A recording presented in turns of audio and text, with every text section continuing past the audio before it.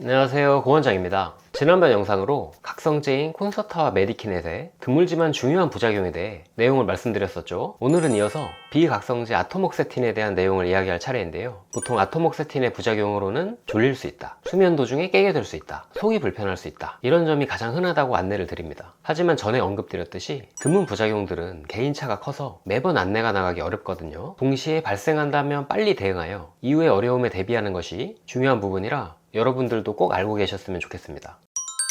보통 아토목세틴을 투약하면서 불안이 줄고 차분해져서 만족하는 경우가 더 많으신 편인데요. 드물게는 치료를 진행할수록 기분이 다운된다는 경우가 있기도 합니다. 기전상 노르에피네프린 조절 과정에서 원치 않게 기분 회로가 영향을 받는 부분이 있어서 라고 생각이 되는데요. 보통 용량을 줄이거나 중단하는 것이 가장 권고되는 사항입니다. 문제는 이미 약의 효과를 만족스럽게 보는 경우죠. 그럼에도 먼저 이전 용량으로 감량을 시도해보는 것이 1번입니다. 만약 아침에 먹고 우울, 무력감이 심하다면 저녁으로 투약 시간을 변경해 보기도 합니다. 그렇게도 기분이 여전히 우울하고 효과를 포기하기도 어렵다면 도파민계 항우울제 처방을 병용하는 안을 시도해 볼 수 있어요. 다만 이때 주의사항이 있는데요. 웰부트린과 아토목세틴이 상호작용을 하기 때문입니다. 웰부트린은 강한 CYP2D6 억제제라 아토목세틴의 대사를 저해하여 혈중 농도를 올릴 수가 있어요. 따라서 부작용이나 효과가 강화될 수 있습니다. 전문적인 영역이니 담당이와 이 부분을 잘 상의해서 용량을 잘 맞춰보시는 것을 추천드려요. 만약 이렇게 해도 어렵다면 각성제 처방 위주로 돌리는 안을 추진해 봅니다.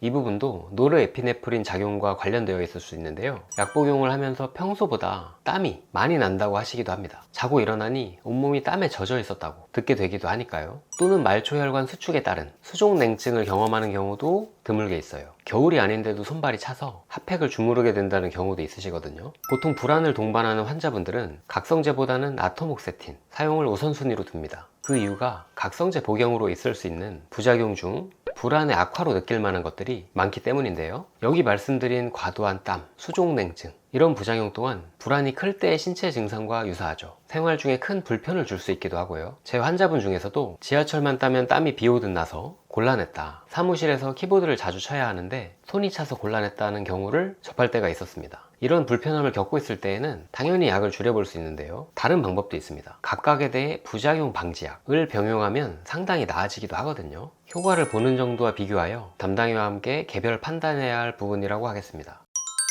이건 남성분들에게 중요한 고민이 될 수 있는 부분이죠. 연구된 바로는 대략 5% 내외에서 겪을 수 있는 걸로 알려져 있습니다. 약이 교감신경계에 작용하면서 혈관 수축에 영향을 주어 발기 유지에 어려움을 겪을 수 있습니다. 사정이 잘 안 되어 난감해 하시거나 소변 본 후 마지막에 정액이 섞여 나오는 경험으로 놀라시는 경우도 있고요. 이 부작용들을 꼭 미리 알고 대처하시면 좋겠습니다. 담당의 입장에서도 환자분으로서도 먼저 이야기하기 어려운 부분이면서도 실제 생활에서는 중요한 부분이기 때문에 그래요. 그냥 내가 원래 그런가 보다 하고 넘기거나 항우울제 복용을 함께 하고 계시면 항우울제 부작용 때문에 그런가 보다 하고 넘어가 버릴 수도 있거든요. 민감한 영역인 것만은 분명하지만 투약을 중단하면 돌아오는 가역적인 현상이라 크게 염려를 하지는 않으셨으면 합니다. 증량 전후로 용량을 낮추어 보거나 중요한 관계 전날은 하루 휴약을 시도해서 부작용에 대응하는 방안이 도움이 됩니다.